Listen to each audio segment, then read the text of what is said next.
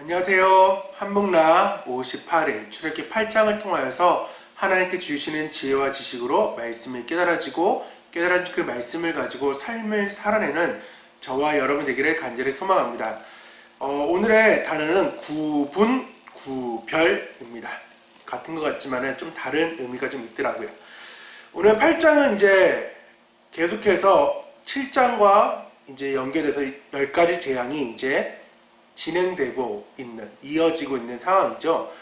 숙제 아닌 숙제를 좀 드리려고 합니다. 뭐 해도 그만, 안 해도 그만이긴 하지만은, 재앙, 1재앙부터, 지팡이라는 재앙이 이제 아니니까, 1피재앙부터 이제 마지막 장자 그 재앙까지, 장자의 죽음 그 재앙까지 봤을 때에 여러분이 구분시켜 보는 거예요. 어떻게? 하나 예를 들면 히브리 사람의 하나님 여호와라는 요 이제 문구가 있는 것은 1, 5, 7, 8로 구분됩니다.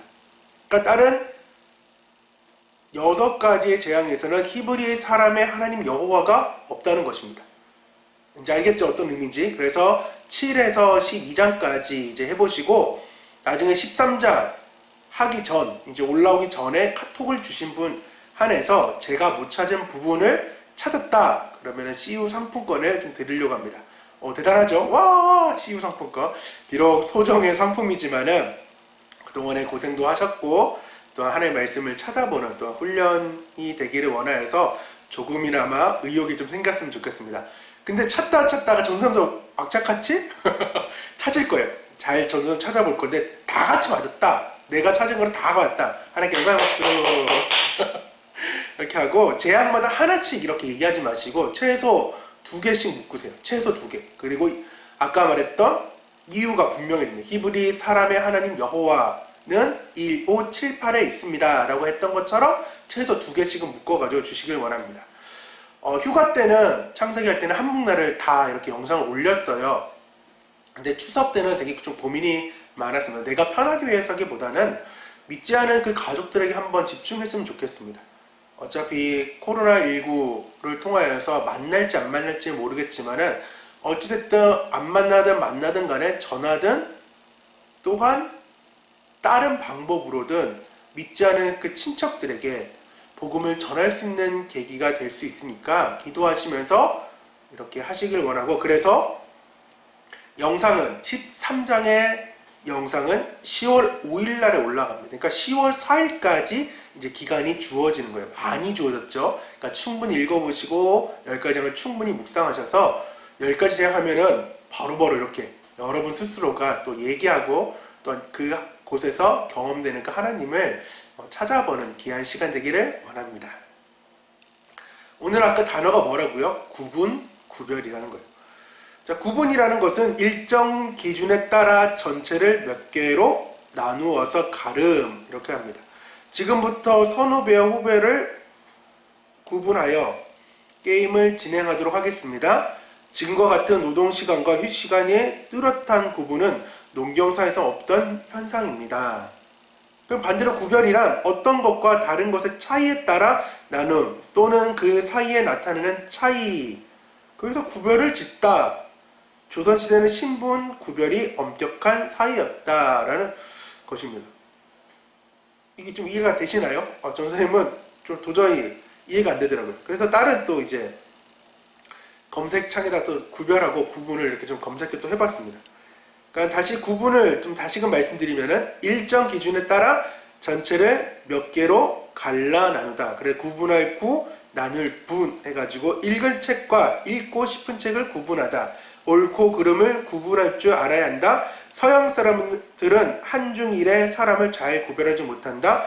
우산과 양산을 구분하다 라는 것이 이제 구분의 의미고요.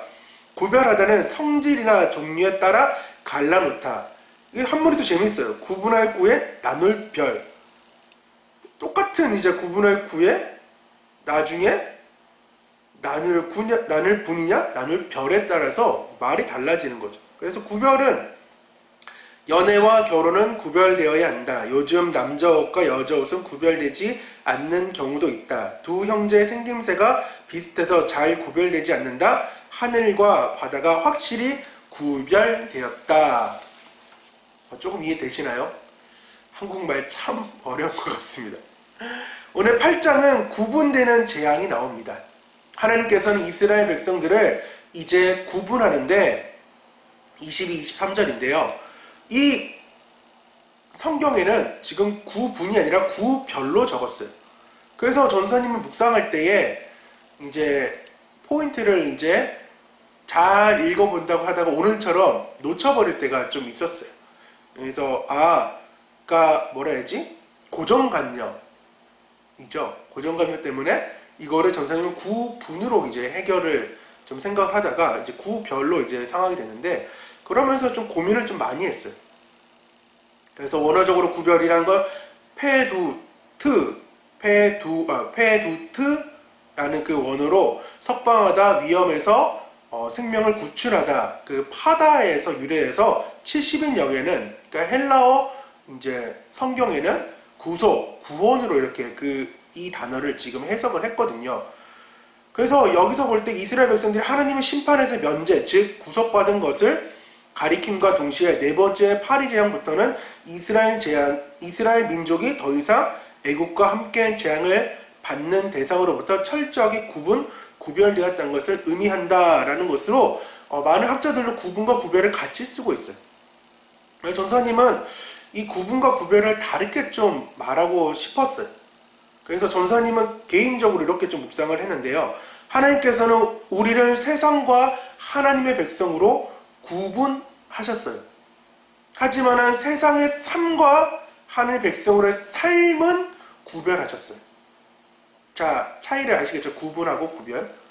그래서 세상에서 볼 때는 고센 땅은 이트 재앙이 있는 곳과는 분명히 지금 구분되었지만은 삶을 이제 그들이 살아가는 부분, 즉 출애굽기 뒷부분부터 레위기까지는 이제 구별되는 삶을 이제 그들이 직접 살아야 된다는 거예요.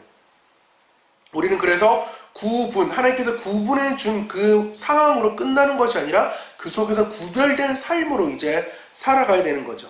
마태복음 25장 32에서 32절은 좀 약간 난해 구절이긴 하지만은 모든 민족을 그 앞에 모으고 각각 구분하기를 목자가 양과 염소를 구분하는 것 같이 하여 양은 그 오른편에 염소는 왼편에 두리라 라고 말씀하고 있어요. 그래서 이거를 양과 염소의 비유라고 소위 얘기하는데 이렇게 말하면 또 안 되긴 하거든요. 근데 이 상황을 볼 때 이게 믿는 자에 한해서 양과 염소를 구분했냐라는 해석과 아니다라는 해석들이 좀 의견이 분분해요. 그것은 이제 나중에 혹시 이 상황을 정리할 수 있는 상황이 있으면 또 정리를 해드리는데 오늘은 그 모든 민족의 상황에서 보면은 대부분 학자들이 민족들이 심판을 받는다는 것이 아니라 민족들 내에서 각각의 사람들이 심판을 받는다라는 해석이 지금 커요. 그러니까 양과 염소의 비유에 대한 그 상황을 지금 제쳐놓고 모든 민족으로 봤을 때는 민족으로 이렇게 심판받는 게 아니라 민족 내에서도 이제 개별적인 심판이 이제 들어간다는 거죠. 그래서 잘한 사람은 오른쪽 양, 그리고 못한 사람은 왼편에 뒀어요. 근데 이 구분을 지금 예수님께서 어떻게 지었느냐? 뭐라고요? 삶으로 구분을 지었어요. 그러니까 구별된 삶을 살 수 있게 지금 하나님께서는 명령했지만은 구분할 때는 이제 삶으로의 상황으로 구분을 한 거죠. 그래서 잘한 사람에게는 지금 언제 내가 왜 이런 칭찬을 받아야 되고 이런 상을 받느냐라는 질문에 40절에 임금이 대답하여 이르시되 내가 진실로 너희에게 이르노니 너희가 여기 내 형제 중 지극히 작은 자 하나에게 한 것이 곧 내게 한 것이니라 라고 칭찬을 해준 거예요.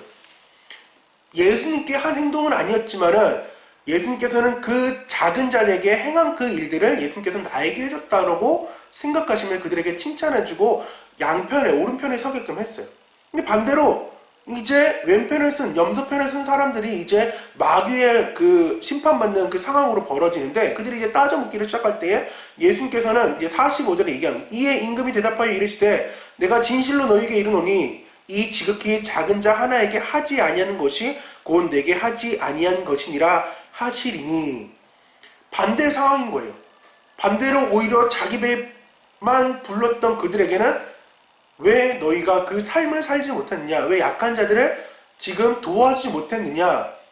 그 백성으로서 하나님의 백성 구별되어서 하나님을 증거하는 삶, 하나님을 드러내는 삶을 살았는데 너희는 그러하지 못했다라고 하면서 마귀와 함께 영원한 영벌에 떨어져라 라고 얘기를 하고 있는 거죠.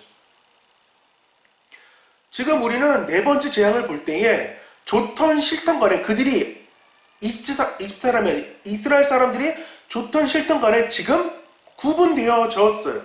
왜 하나님께서 그렇게 선을 잘라가지고 내 백성과 네 백성으로 땅을 또한 구분시킴으로써 모든 것이 됐어요.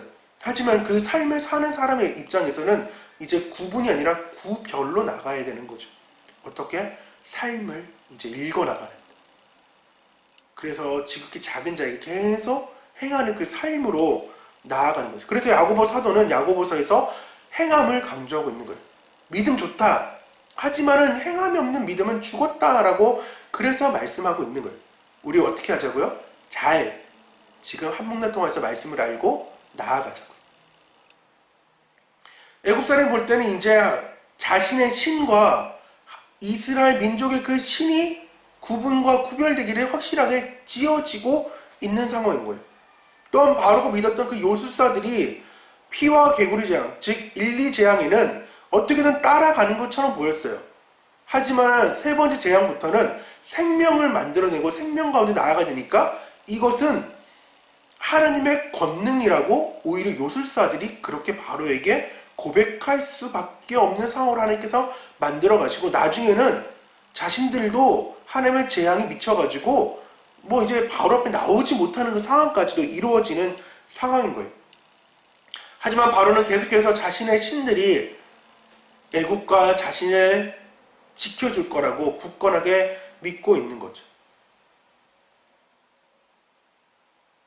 하지만 하나님께서는 그 구분해 주시고 구별되라고 말씀하시면서 보호하시는, 위로하시는 그 하나님이 계속해서 그 이스라엘 백성들 가운데 또한 바로와 이집트 사람들에게 나는 너희 신과 다르다는 거예요. 너희 신은 너희를 괴롭게 할 뿐이지만은, 너희가 믿었던 그 모든 신들이 너희를 괴롭게 할 뿐이지만은 나는 다르다는 거예요. 나는 오히려 보호해주고 너희를 사랑해주고 위로해주는 존재라고 하나님은 계속해서 말씀해주고 있는 거예요. 보여주고 있으므로 그들이 보고 믿게끔 하나님은 하시지만은 하나님의 말씀대로 바로 마음이 강팍하여서 그 일들이 일어나지 못하게끔 하나님은 막고 계신 거예요. 왜? 출애굽해야 되니까. 하나님의 말씀이 있었으니까 그 상황들이 묶고 있는 상황인 거죠.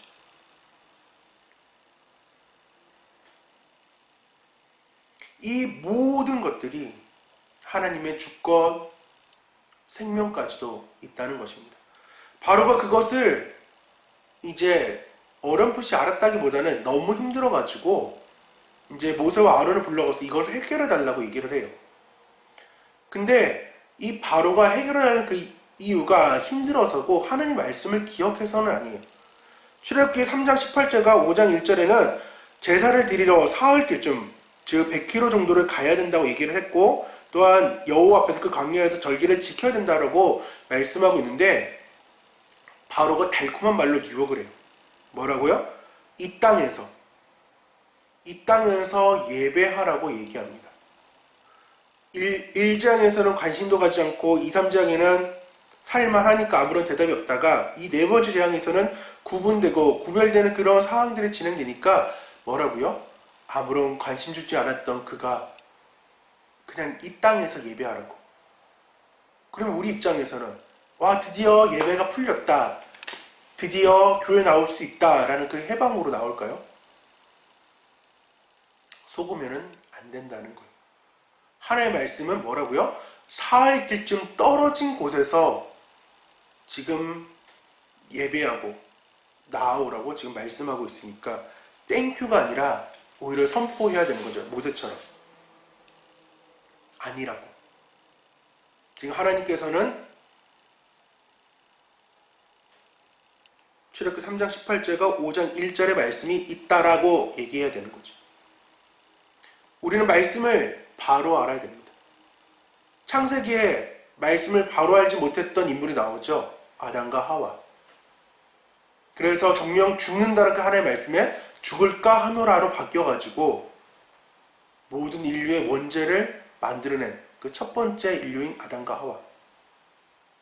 그래서 이 상황들이 동일하게 출애굽 1세대들한테 계속 반복해서 일어나니까 그 1세대 모두 여호사와 갈렙은 죽고 2세대가 이제 등장하는 그 가운데, 그리고 이제 곧 모세도 죽는 그 상황 가운데, 즉 여호사와 갈렙만 가고 나머지 그 2세대들이 즉 해미가 가나안 땅으로 들어가게 되니까 모세가 계속 얘기하는 거예요. 택하신 곳에서 예배하라고. 그래서 신명기에는 계속해서 그 모세의 두 번째 율법이 선포될 때에 말씀을 풀어서 출애굽의 상황을 말씀할 때에 그 택하신 곳을 계속해서 강조하는데 그 중에 한 구절만 좀 갖고 왔어요.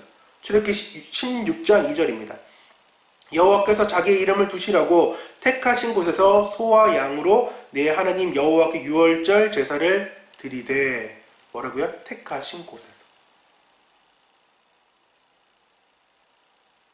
아까 말했던 그 모세는 하나님을 알고 나니까, 야다하고 나니까 분별할 수 있었던 거예요.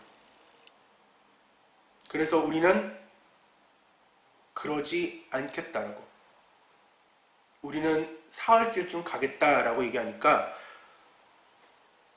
바로가 두 번째 달콤한 제안을 이제 28절에 합니다. 바로가 이르되 내가 너희를 보내리니 너희가 너희의 하나님 여호와께 광야에서 제사 드릴 것이나 너무 멀리는 가지는 말라. 그런즉 너희는 나를 위하여 간구하라. 뭐라고요? 사흘길쯤, 쉽게 말하면 광야로 이제 가서 제사를 드릴 수 있는데 그 사흘길쯤까지 가지 말라는 거예요. 광야 초입구도 광야가 아니냐, 이런 식의 상황인 거예요. 마귀는 계속해서 여러분에게 달콤하게 하나씩 줄 거예요. 말씀과 비슷한 거를. 근데 말씀과 비슷하다고 해서 덥석 물어버리면 죽게 됩니다. 오히려 말씀 묵상을 안 하니만 못하게 되는 상황인 거예요. 그래서 이 두 번째 상황도 모세는 이제 이야기하죠.